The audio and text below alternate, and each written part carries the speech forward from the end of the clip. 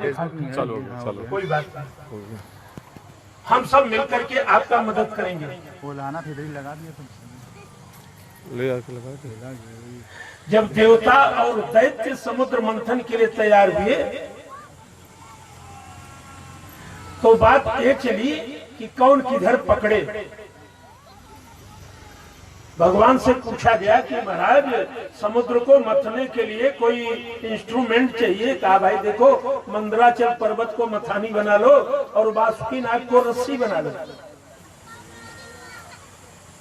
एक तरफ तुम लोग लगो, एक तरफ दैत्य लोग लगे, समुद्र का मंथन हो जाएगा। कोई गड़बड़ी होगी तो मैं बैठा हुआ हूं। कहा ठीक है। देवता और दैत्य जो राक्षस दैत्य काले काले दिखाई पड़ते हैं, ये पहले काले नहीं थे, ये भी गौरवर्ण के थे। अभी काले कैसे हुए सुनो। बात ये चल पड़ी कि कौन किधर पकड़े, मुख की तरफ या पूंछ की तरफ। तो भगवान जिसका विचार बदलना चाहते हैं तो उसके ऊपर अपना थोड़ी छाया डाल देते हैं, माया डाल देते हैं।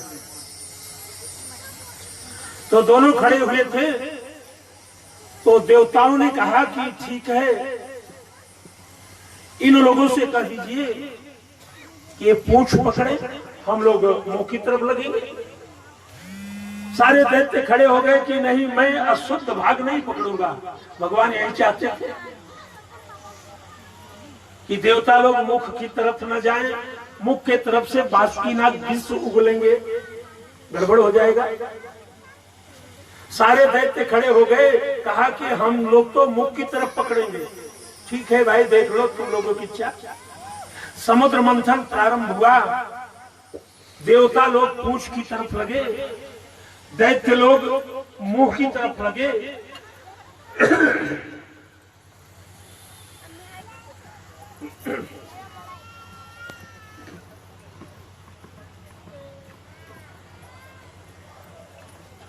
समुद्र मंथन चल पड़ा। मथते मथते जब मंदराचल पर्वत नीचे जाने लगा, मंथन शुरुआत हुआ तो मंदराचल पर्वत को कोई रोक ही नहीं पाया। जब मंदराचल पर्वत गहराई में जाने लगा तो जितने दैत्य थे, देवता थे, सब घबराने लगे। वरुण देवता ने कहा कि इंद्रदेव आप प्रार्थना तो करो भगवान से, इस समय उनकी जरूरत है। भगवान के इंद्र भगवान के प्रार्थना पर भगवान एक अवतार लिए, कच्छप था। बोलिए कच्छप भगवान जय। भगवान कच्छप बन गए। इतने उदार हैं भगवान। एक दिन मैं बताया था, हमारे आपके लिए भक्तों के लिए भगवान सुअर बन गए, शुकर का रूप धारण किया।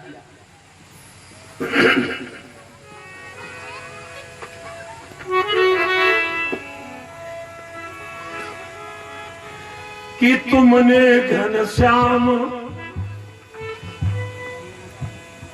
अधीनों को जो तारा होगा, तुमने घनश्याम अधीनों को जो तारा होगा, कभी हमको भी, कभी हमको भी तरने का सहारा होगा।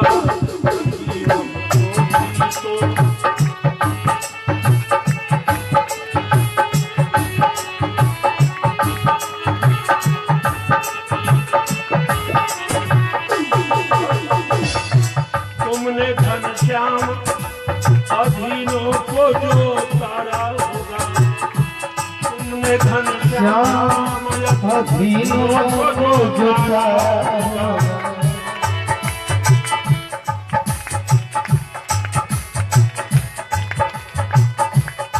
तुमने घनश्याम अधीनों को जो तारा होगा, कभी कभी हमको भी तो कभी बागा बागा करने का सहारा लाइव चालू के जे जुड़ा पर सब देखत रहो करने का सहारा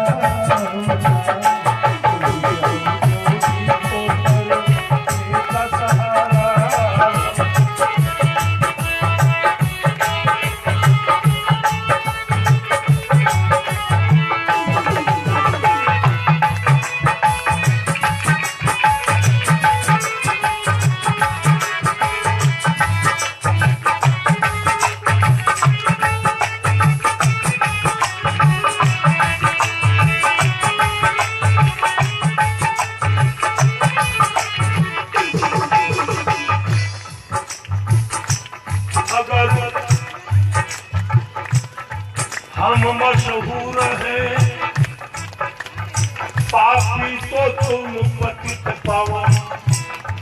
अगर हम मशहूर हैं पापी तो तुम पतित पावन। तेरे दर पे तो भी तेरे दर पे प्रभु करने का सहारा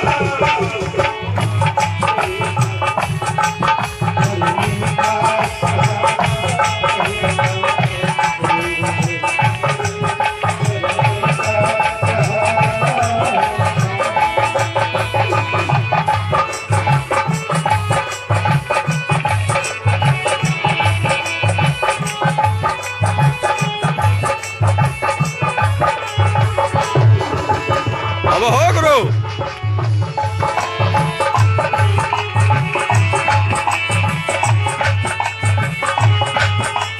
लाइव चालू के है तुम में धन श्याम अधीनों को जो तारा होगा। तुम में धन अधीनों को जो तारा होगा। राधि गुजारा होगा।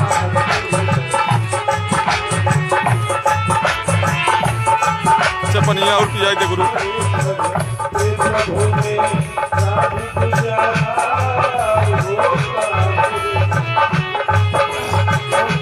यार से हम भेजा था हमारे चाचा के लड़का दूसरे के सबके भेजा था डायरेक्ट तो दूसरे के भेजा था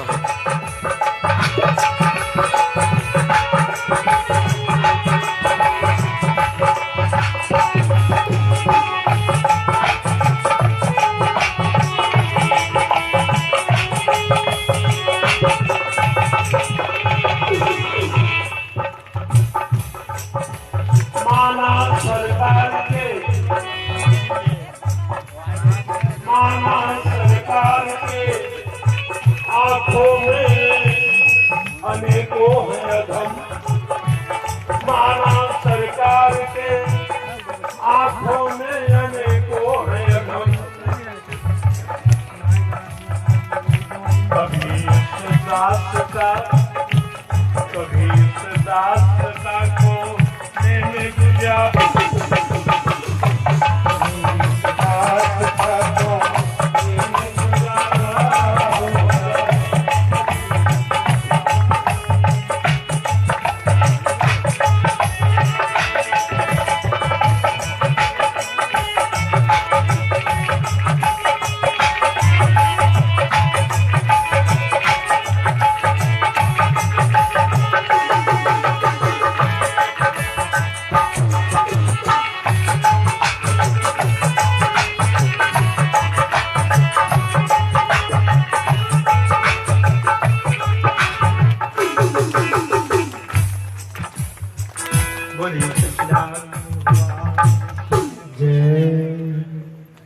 समुद्र के मंथन में और रत्न निकलने लगा। मैं एक दिन बताया था श्रीमद् भागवत महासमुद्र में 14 रत्न हैं। पहला रत्न कोई पा जाए तो 13 रत्न के लिए प्रयास नहीं करना पड़ता। पहला रत्न क्या है? यहाँ बैठे पहला रत्न है सत्संग श्रवणम कीर्तनम विष्णु। स्मरणम पाद सेवनम। 9 प्रकार के भक्ति को जो भागवत भगवान ने आपको दिया है, जो प्रहलाद ने हिरण्यकश्यपु से कहा है, वही भागवत की महिमा गोस्वामी जी महाराज ने लिख दी। प्रथम भगत संतन कर सुनता। 9 प्रकार की भक्ति शिवरी को भगवान राम ने बताया, उपदेश दिया भक्ति का। सत्संग की बड़ी महिमा है। पहला रथ निकला, दूसरा, तीसरा, चौथा,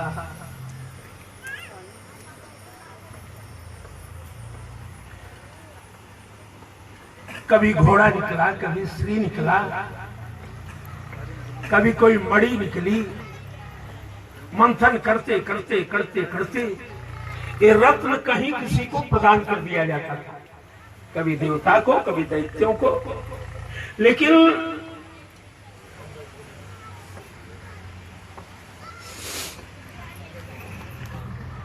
ये लोहार जो लकड़ी बनाता है, इसको अरड़ी कहते हैं।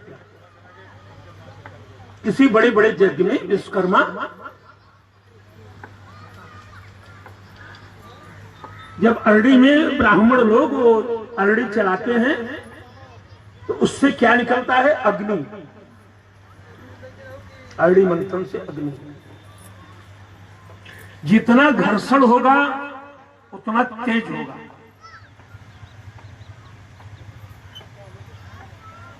तेज किसका परिणाम है? घर्षण का। और जैसे ही अकुलाहट हुई तो समुद्र से एक ऐसा तत्व निकला जिसके लिए देवता और दैत्य दोनों टूट पड़े। कोई दैत्य लेकर के भागा, कोई देवता लेकर के वहां से भागा, सारे दैत्यों ने पीछा कर लिया। क्या निकला? अमृत। श्रीमणि रंभा बारुड़ी अमीय। अमी माने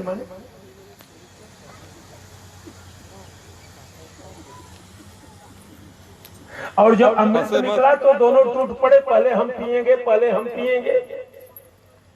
और जब पहले हम पिएंगे की ये बात आ गई तो भगवान ने सोचा अब तो गड़बड़ हो जाएगा, अब तो युद्ध हो जाएगा। और भागते भागते भगवान ने उसको स्थिर किया। अमृत लेकर के, अमृत का कुंड लेकर के जयंत जब भागने लगा तो दैत्यों ने पीछा किया। तो अमृत 4 जगह पर गिरा। जहां आप जाते हो कुंभ लगता है, वहां कुंभ। 12 वर्ष के बाद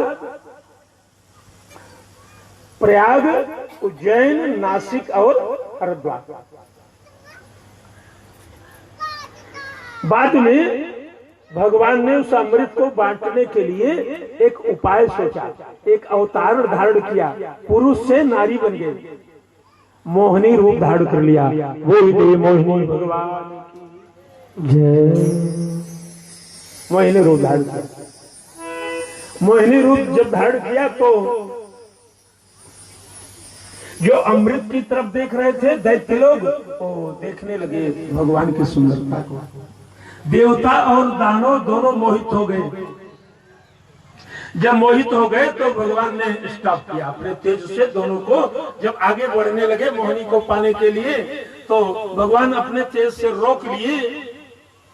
कहा ये देखो, तुम लोग मेरे को चाहते हो तो पहले मेरे हाथ से तुम लोग अमृत छको। दैत्य को तो भगवान अमृत पिलाना नहीं चाहते थे, देवताओं को पिलाएंगे।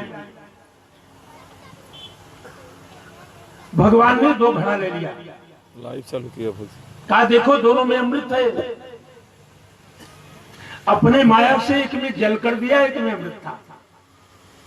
देवताओं को भगवान पिलाएंगे, संदेह हो गया दैत्यों को, ये तो उनका पक्ष लेंगे। जो लाइन लगी थी तो एक दैत्य उसमें से उठ करके बोला कि देखो आप अमृत लिए हो दोनों में ना? जी हाँ। कहा विशेष अमृत किसमें है? भाई अमृत तो अमृत होता है, लेकिन विशेष अमृत दाहिने कहा तो देवता लोगों को आप दाहिने बैठाए हो, मैं जानता हूं, इसलिए देवता लोग बाएं आए, हम लोग दाहिने आए। कहा ठीक है। और भगवान अमृत कहां लिए थे? बाएं भाग में। देवता लोग बाएं बैठ गए, जब ये दाहिने बैठे तो पहले भगवान ने देवताओं को पिलाना शुरू किया। जब देवता को भगवान पिलाने लगे तो उसमें एक दैत्य था, उससे नहीं रहा गया, आकर के देवताओं के लाइन में बैठ गया। उसके बगल में चंद्रमा और सूर्य बैठे थे। चंद्रमा बता दिया कि महाराज ये तो दैत्य है, दैत्य। भगवान उसका सर काट दिया, लेकिन अब तो पी चुका है। उसी का नाम पड़ा राहु और केतु। आप तो कम केतु और राहु की सेवा करते हो। अभी आप चले जाओ मलेशिया, चाइनीज जीत रहे हैं, चाइना वाले राहु की पूजा करते हैं, केतु की, एक केतु की पूजा करते हैं, बढ़िया मंदिर बनाते हैं और केतु का आकार बनाते हैं। आपके भारत में नहीं, कोई चाइनीज नहीं है, लेकिन आप जाकर के अन्य देशों में देखो, सिंगापुर, मलेशिया, थाईलैंड, ये जितने चाइनीज तो बड़े धनी होते हैं। एक केतु के आकार का मंदिर बनाए हुए, बहुत बड़ी बड़ी मंदिर, आप कल्पना नहीं कर सकते। जो बौद्धों ने बनाया है मंदिर, वो भी बड़े बड़े मंदिर हैं। समुद्र का मंथन हुआ, महाराज बलि साथ दे रहे थे। महाराज बलि का विचार हुआ कि मैं 100 यज्ञ करके इंद्र की पदवी को ले लूं।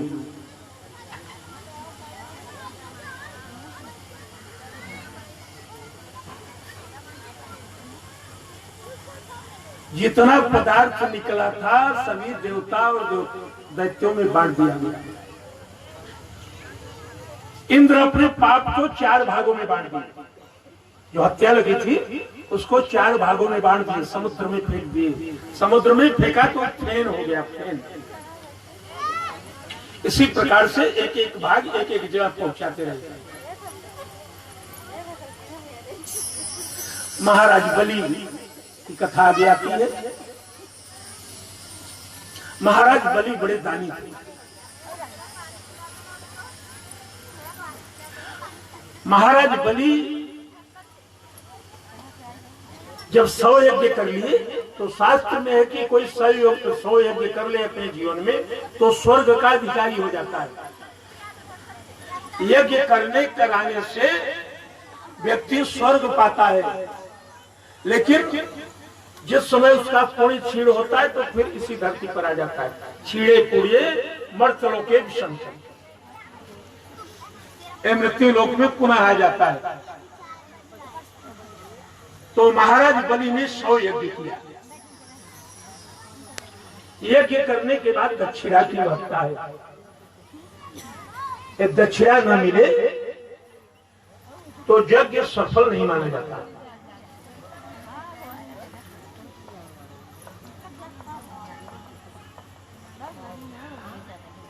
राजा बलि यदि यज्ञ करके अपना पूर्ण कर लिए तो देवताओं के लिए खतरा है। गद्दी पर कौन बैठेगा? राक्षस को।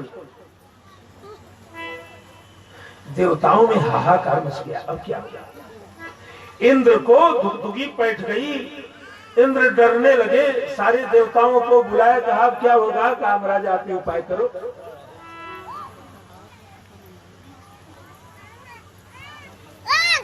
इंद्र जाते हैं कहा जानते हो? महारानी अदिति के पास, जो कश्यप ऋषि की पत्नी है। इंद्र जाते हैं अपने मां के पास। सारे देवता खड़े हो जाते हैं, मां रक्षा करो रक्षा करो। कहा क्या हुआ? कहा मां हम लोगों के ऊपर संकट आया है,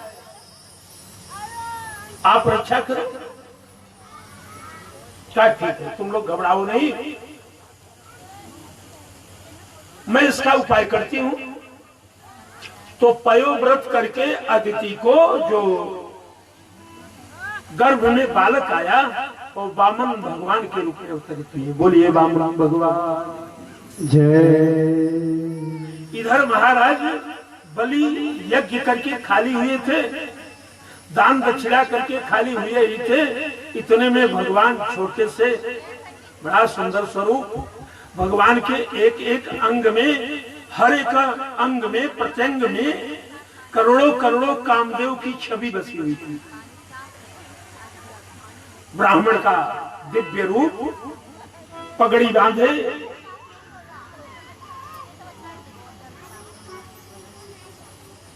दिव्य चंदन लगाए, हाथ में पोथी लिए,